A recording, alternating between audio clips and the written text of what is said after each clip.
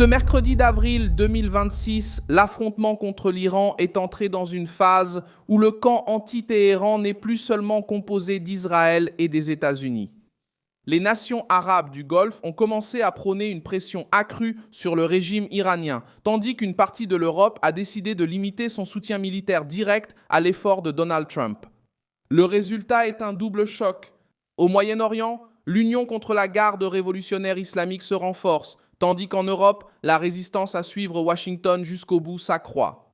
Ce qui se passe en pratique, c'est une séparation des blocs au sein même de la crise. D'un côté, l'Arabie saoudite, les Émirats arabes unis, le Koweït et Bahreïn. Selon l'Associated Press, ils font pression sur Trump en coulisses pour maintenir l'offensive. Jusqu'à ce que l'Iran sorte beaucoup plus affaibli, sans capacité de menacer la région comme avant, les Émirats sont allés plus loin et ont déjà montré leur volonté de participer à une force internationale visant à rouvrir le détroit d'Ormuz. Bahreïn a également progressé sur le plan diplomatique et a présenté au Conseil de sécurité une proposition soutenue par les nations arabes du Golfe et par les États-Unis. Pour protéger la navigation commerciale, cela montre qui se déplace, où il se déplace et pourquoi. Parce que ces nations savent que si Téhéran continue d'exercer une pression sur les routes, les ports, le pétrole et les missiles, cela pourrait encore s'aggraver. D'un autre côté, l'Europe n'apparaît pas comme un allié opérationnel à part entière de Trump. Reuters a rapporté que la France a refusé le survol aux avions liés au transport de matériel militaire vers Israël. L'Espagne a fermé son espace aérien aux vols militaires américains. L'Italie a également restreint l'utilisation de la base de Sigonella. Et dans une guerre de cette ampleur, bloquer une route, une base où la logistique change le rapport de force sur le champ de bataille. C'est précisément là que naît l'analyse politique la plus sévère de ce moment pour Washington et pour les alliés de Donald Trump. Une partie de l'Europe n'a pas besoin de livrer des armes au régime iranien pour finir par favoriser Téhéran. En pratique, il suffit de compliquer les opérations des États-Unis et d'Israël, de retarder la logistique et de miser sur l'endiguement. Pendant que la garde révolutionnaire tente encore de résister, Reuters et la paix montrent que cette division est devenue l'un des points centraux de la crise. À tel point que Trump a commencé à attaquer publiquement les Européens qui ont refusé un soutien plus solide. Et il a même laissé entendre que ces nations devront s'occuper seules de leur propre sécurité énergétique. C'est une accusation lourde, mais elle aide à expliquer pourquoi le discours de Trump est devenu si agressif envers Londres, Paris et d'autres gouvernements européens. Trump a déclaré le 31 mars que les États-Unis pourraient mettre fin à la campagne militaire dans 2 à 3 semaines. Et Marco Rubio a affirmé que Washington voit déjà une possible ligne d'arrivée.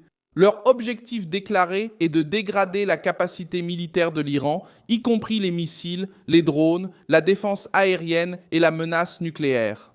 Cela répond au comment et au pourquoi de l'opération américaine visant la structure de pouvoir du régime afin de réduire sa capacité d'attaque et d'intimidation régionale. Reuters a rapporté que l'OPEP a vu sa production chuter en mars en raison de la guerre et des difficultés d'exportation internationale d'énergie. Elle a averti qu'avril pourrait avoir un impact encore plus important sur l'Europe, avec une baisse de l'offre, une pression inflationniste et des difficultés pour des carburants comme le diesel et le kérosène d'aviation. C'est pourquoi le monde arabe du Golfe a durci sa position. Il ne s'agit pas seulement d'un soutien politique à Israël ou à Trump, mais de survie économique, de sécurité du régime et de contrôle des routes par lesquelles transite la richesse de la région. Au milieu de ce contexte, le Royaume-Uni tente de se repositionner.